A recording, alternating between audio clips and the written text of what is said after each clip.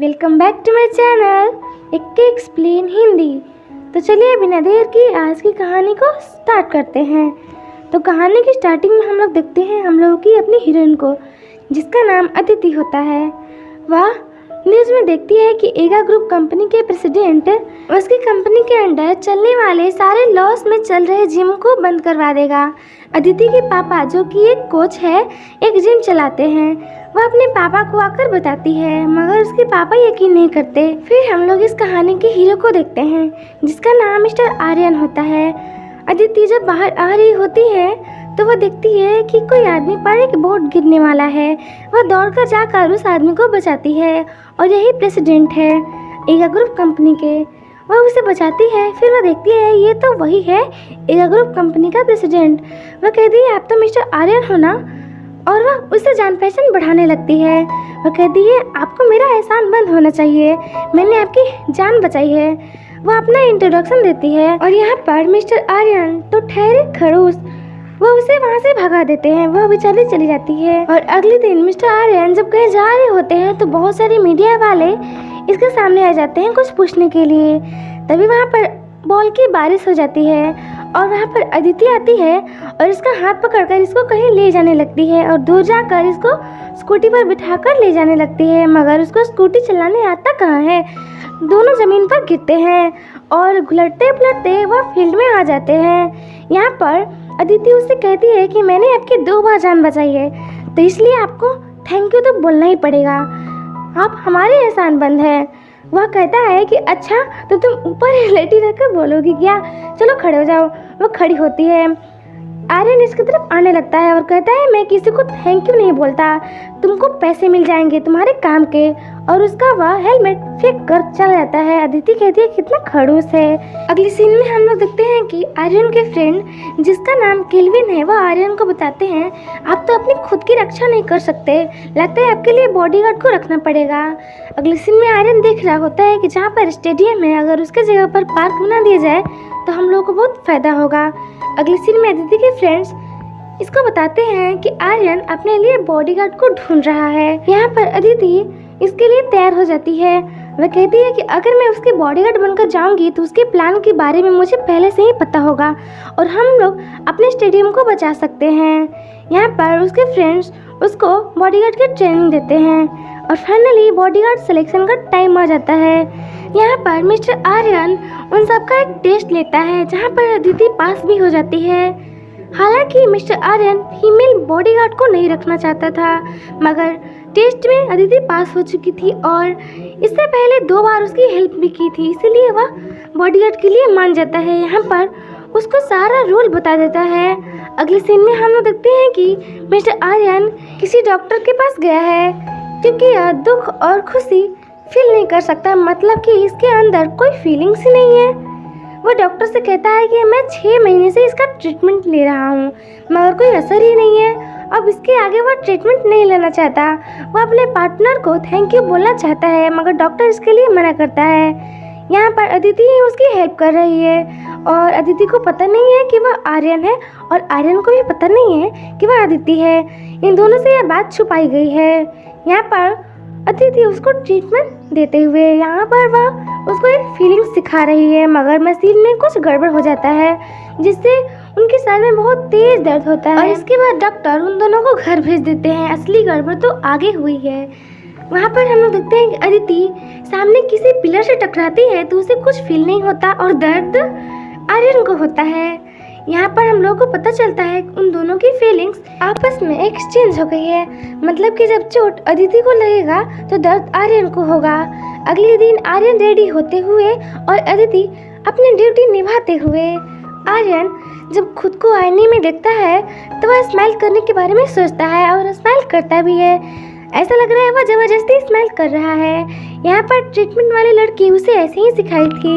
यहाँ पर वह अपने फ्रेंड से पूछता है क्या तुमको ऐसा लग रहा है कि मैं खुश हूँ, क्योंकि उसने तो ऐसा ही कहा था। आर्यन जब नीचे आता है तो वह अदिति के कपड़े को देखकर कहता है ये तुमने कैसे कपड़े पहने हुए हैं, तुम लोगों को दिखाना चाहती हो कि मैं अमीर हूँ, आकर मुझे किडनैप करे। यहाँ पर अदिति कहती है कि आप लोग बाहर निकलिए, मुझे चेंज करना है। वो दोनों मना करते हैं, सॉरी आर्यन मना करता है। वो वहीं पर चेंज करने लगती है। उसके बाद आर्यन उसे रोकता है और वह अंदर कपड़े चेंज करते हुए। अगले सीन में हम लोग देखते हैं कि केल्विन कंपनी के लोगों को अदिति के बारे में बता रहा था और वह अदिति के बारे में ये भी कह रहा था कि इसको मार्शल आर्ट्स आता है।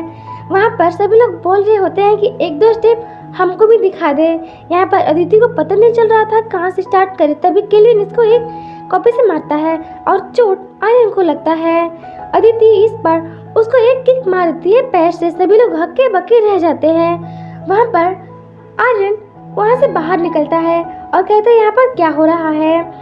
तो अदिति कहती है कि केल्विन ने मुझे यहाँ पर मारा। आर्यन कहता है कि तुमको यहाँ पर मारा और मुझे यहाँ पर लगा। वह फिर से कॉपी पकड़ाने लगता है कि लो पकड़ो, इससे फिर से मार के दिखाओ तो कहाँ मारा। इसके बाद केल्विन उसको अंदर ले जाता है क्योंकि आर्यन बहुत ज़्यादा गुस्सा कर रहा था और अंदर जाकर बताता है कि मैंने उसको इससे मारा। अगले सीन में हम लोग देखते हैं अदिति फ़ोन चला रही होती है, तभी वहाँ पर आर्यन आता है और वह कहता है कि तुमने मुझ पर क्या जादू किया है, चोट तुमको लग रहा है और दर्द मुझे हो रहा है। वह कहता है जल्दी से बताओ, नहीं तो मैं तुमको बॉडीगार्ड के पद से हटा दूंगा। यहाँ पर हम लोग अदिति ठहरे बेवकूफ़, वह इसको रोमांटिकली ले लेती है। उसे लगता है कि यह मुझसे प्यार करता है इसलिए ऐसा बोल रहा है। अगले सीन में हम लोग देखते हैं कि अदिति बॉक्सिंग की प्रैक्टिस करने के लिए आई हुई होती है। वहाँ पर चोट वह खाती है, बेचारे दर्द आर्यन को होता है। उसे पता नहीं चल रहा होता है कि उसके साथ हो क्या रहा है। वह इधर से उधर उलट पलट रहा था। कुछ देर बाद शाम हो जाती है, उसके बाद रात और उसके बाद सुबह हो जाती है। वहाँ पर उसका फ़ोन बज रहा था। बेचारे उसको होश ही नहीं था कि वह कहाँ पर लेटा हुआ है।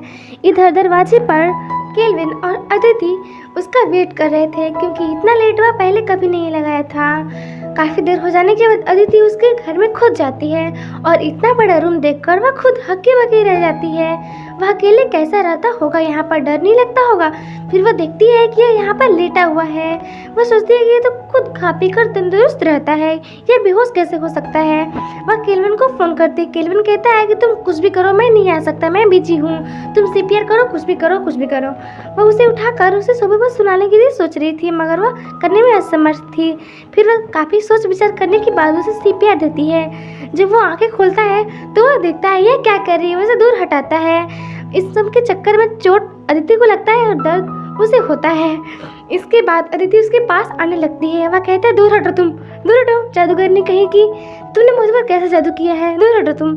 फिर कुछ देर बाद वह दवाई लेकर इसके पास जाता है। आर्यन उसके हाथों को देखता है, चोट इसे लगी हुई होती है और दर्द उसे हो रहा था। यहाँ पर वह उसे पूछता है कि कल रात तुम बॉक्सिंग की प्रैक्टिस करने गई थी ना। वो उसे मना करती है। फिर वह उसे दवाई लगाती है और पूछती है कि बाथरूम किधर है। उसे पेट में दर्द नहीं हो रहा था, उसे फील हो रहा था।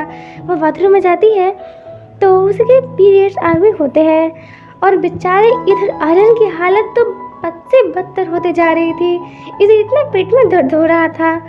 यहाँ पर तो साफ पता चलता है कि जब लड़कियों की यह प्रॉब्लम होती है तो वह दर्द को संभाल लेती है और इधर बेचारे की हालत अप डाउन हो रही थी। वह आती है तो इसे पूछती है क्या हो रहा है आपको। वह बताता है कि पेट में दर्द हो रहा है। वह उसे डॉक्टर के पास ले जाती है। डॉक्टर से बताते हैं कि इसके पेट में तो कोई प्रॉब्लम नहीं है, सब कुछ ठीक है। इसके बाद वह खुद की सिचुएशन याद करती है और उसे ड्रिंक देती है पीने के लिए और वहाँ पर उसे पीरियड्स के बारे में बताती है कि हम लोगों को हर महीने होता है और दर्द होता है पेट में। यहाँ पर 2 पेशेंट और भी थे जो कि बात कर रहे थे कि आजकल के जवान लड़के और लड़कियों को क्या हो रहा है। यहाँ पर वह उसे बेड पे गिरा देता है और उसे मारने वाला होता है, तभी वह पेशेंट इसे देख लेते हैं। फिर वो उसके चिक को पकड़ के जोर से पकड़ने लगता है मगर क्या दर्द तो उसे खुद होता है। फिर उसके बाद अदिति वहाँ से चली आती है और बेचारा वह खुद कैसे कैसे मुंह बनाकर ड्रिंक कर रहा होता है और वह कहता है नहीं, ये नहीं हो सकता मेरे साथ, ये तो बहुत ही ज़्यादा पेनफुल है। इसके बाद वह हॉस्पिटल से बाहर आता है जहाँ पर अदिति को बोलता है कि गाड़ी कहाँ है। अदिति ड्राइवर को फ़ोन करना भूल चुकी थी, इसीलिए वह 1 घंटे बाद आने वाला था। किसी बच्चे का बैलून पेड़ पे अटक गया था। वह पेड़ पे चढ़कर उसका बैलून उतारती है। इसके चक्कर में उसके हाथ में मोच आ जाता है मगर दर्द आर्यन को होता है। वह जाकर अदिति को रोक लेता है, गिरने से बचा लेता है क्योंकि अगर चोट इसे लगती है तो दर्द उससे होगा। इन सब में वो समझ लेती है कि वो मुझसे सच में प्यार करता है, इसलिए मेरी इतनी केयर करता है। वो उसको बताता है कि तुम खुद का ध्यान रखा करो, तुम्हें चोट आज के बाद लगना ही नहीं चाहिए।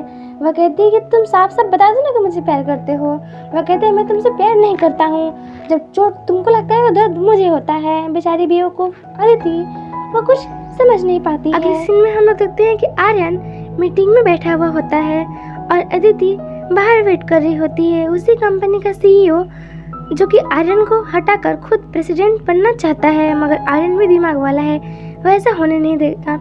अगले सीन में वह हल्का हो रहा था और बाहर किसी बच्चे का पहिए वाली गाड़ी अदिति के पैर में चढ़ जाती है, जिससे दर्द आर्यन को होता है। अंदर से आवाज़ आने के कारण अदिति दौड़ जाती है और वह प्रेसिडेंट के पास सीधे आ जाती है। यहाँ पर वह अपने जिप को जल्दी जल्दी बंद कर रहा होता है, मगर इसी के चक्कर में वह जिप टूट जाती है। वह आ जाती है और कहती है आप यहाँ पर क्या कर रहे हो, आप ठीक तो हो ना।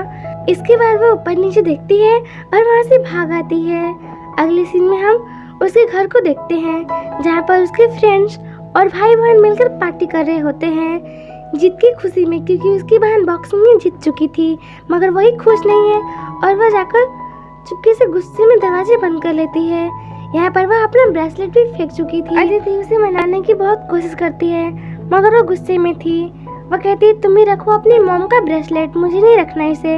वह अपनी मॉम का ब्रेसलेट ले लेती है। अगली सीन में वो दौड़ रही थी, वहाँ पर वह उस ब्रेसलेट से ही विश मांग लेती है और उसके बाद वहाँ से चली जाती है। उसी रास्ते से मिस्टर आर्यन और केल्विन भी आ रहे थे, वो दोनों भी इधर आ जाते हैं। केल्विन वहाँ पर विश मांगता है और कॉइन को उसके अंदर डाल देता है। वहाँ पर आर्यन पानी में ब्रेसलेट को देखता है। वह पानी में जाकर उस ब्रेसलेट को निकालता है और दौड़कर उसके पास जाने वाली सारी लड़कियों से पूछता है क्या यह आपका है, क्या यह आपका है, मगर उनमें से किसी का यह ब्रेसलेट नहीं होता है।